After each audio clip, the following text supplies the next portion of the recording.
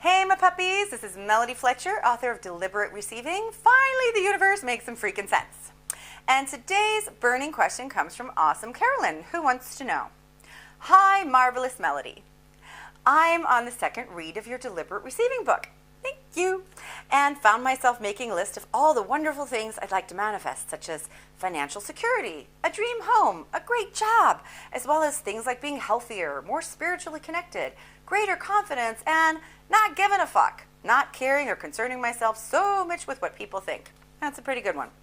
Anyway, I ended up with 19 things on my list, and I'm sure I'll add more as I pick up more desire coins. See, I really did read your book. Desire coins is a metaphor that I use in the book for those of you who haven't read it yet, and why the hell not? So my question is, how do you deal with having lots of things you want to manifest? Can you focus on all of them at once? I guess some are connected and will follow on from one another, such as a great job leading to abundance, leading to a dream home, for example.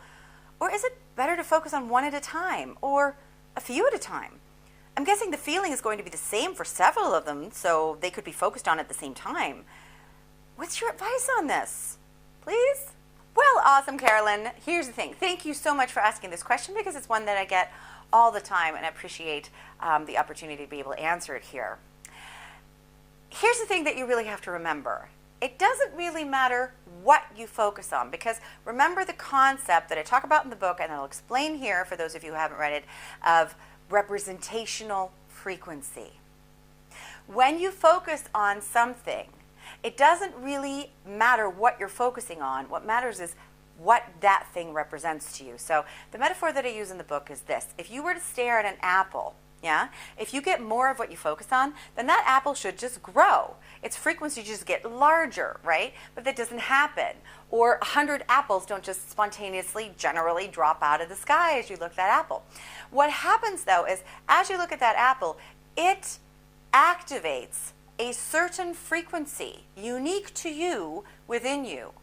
Whatever that apple means to you, what it represents to you, which could be a myriad of different things, it's a very unique thing, gets activated. And that then starts the progression of manifestation, meaning that the progression gets bigger and bigger and bigger, and bigger and bigger manifestations start to come in, starting with an emotional feeling. Stage 3 is thoughts, memories, and ideas, then synchronicities, and then large physical manifestations and action.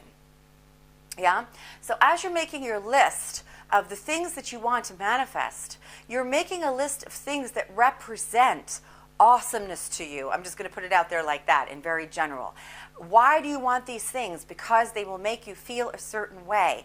Then can you generate that feeling within you now by focusing on that thing? Or is it easier to generate that feeling within you now by focusing on something else instead?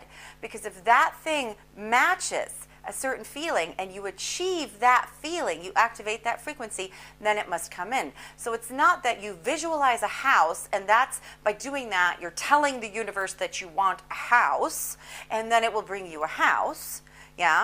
It's that you activate the frequency and then everything that matches that frequency, that feeling, has to come in. In other words, the universe already knows what you want. It's up to you to receive it, not to create it. Why the hell do you think it's called deliberate receiving? So here's the other thing that I read in your question that I want to point out, which is really important. Never create a chain of manifestations. Never make one manifestation responsible for the bringing about of another. In other words, I have to get a job so that I can get a house, so that I can have abundance. I have to get a relationship before I can, or I have to lose 10 pounds before I can have a relationship. And I have to have a relationship before I can be happy. And I have to, if you create this sort of chain, what happens is that you're actually just adding a bunch of resistance in. You're limiting the avenues through which your manifestations can come, because guess what? You don't necessarily have to get a job in order to get abundance, and you don't necessarily have to get a job in order to get a house, and you don't necessarily have to have a huge bank account before you can get a house. These things you need to be seen as all independent manifestations. So which one should you focus on? Well, whatever feels the best to you, because the better you feel, the faster those manifestations are going to start coming in. So the only reason for making that entire list, is because as you go through the list, you can use those items to see if there's any resistance within them. So for example, you might focus on a house and go, oh my God, I can totally see the house that I want. It feels so good. It makes me jump up and down, and I feel my heart opening, and I'm breathing bigger, and I feel so joyful. I'm almost want to just jump out of my skin. I'm so happy when I think of that house. Yeah? And then, well, I think of a job. Oh, well, I don't feel quite like that about it. Now, if you can stay off the subject of a job completely and just focus on the subject of the house, great. Yeah? But if that keeps coming in your mind, got to get a job, really need to get a job, need to get a job so that I can get the house. Now, that's a piece of resistance that you then want to work on releasing. Yeah? And an easy way to do that, it's in the book, it's explained completely in the book. There's a progression of deeper and deeper and deeper steps, but here's the one I'm going to remind you of. It's to simply visualize yourself having the house without necessarily having the job. And practicing getting into a really good feeling about that so that prerequisite gets taken out.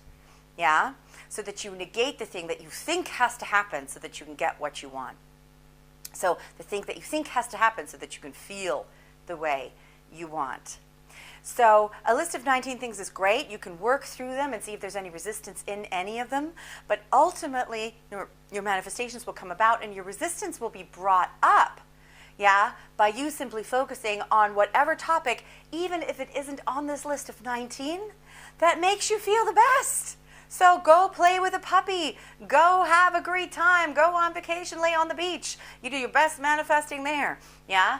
And do not worry about it. Do not make yourself responsible for making it happen. Allowing things to happen is our job, and allowing things to happen does not feel frustrating. It does not feel hard. It's not hard work. There's no pressure involved, and so you're probably making it a little bit too hard, and you're overthinking it a little bit here by going, which one do I need to focus on? Remember that it always comes down to the way you feel, because it's your emotions that let you know first and foremost which frequency you're lining up with. And here's the thing, the path and the goal have to feel the same. So you're not going to get to a happy, happy life on a difficult, horrible path. Yeah? You know that you're on your way. You know that you're building the progression of manifestation that you really want. And I know I'm using a lot of terms here that if you haven't read the book might be a little bit cloudy at this point. But you're bringing about the manifestations that feel a certain way when you are feeling that way. Yeah? So I hope I've answered your question, haven't confused you anymore. If there's still anything unclear, if you have other questions, or if you just like to enter the discussion, then please leave a comment below or come to deliberatereceiving.com and join the discussion there. The Happy Shiny Puppy Army, our wonderful community of like-minded creators, are just waiting for you and can't wait to meet you. As always, thank you so much for watching, and until next time, bye.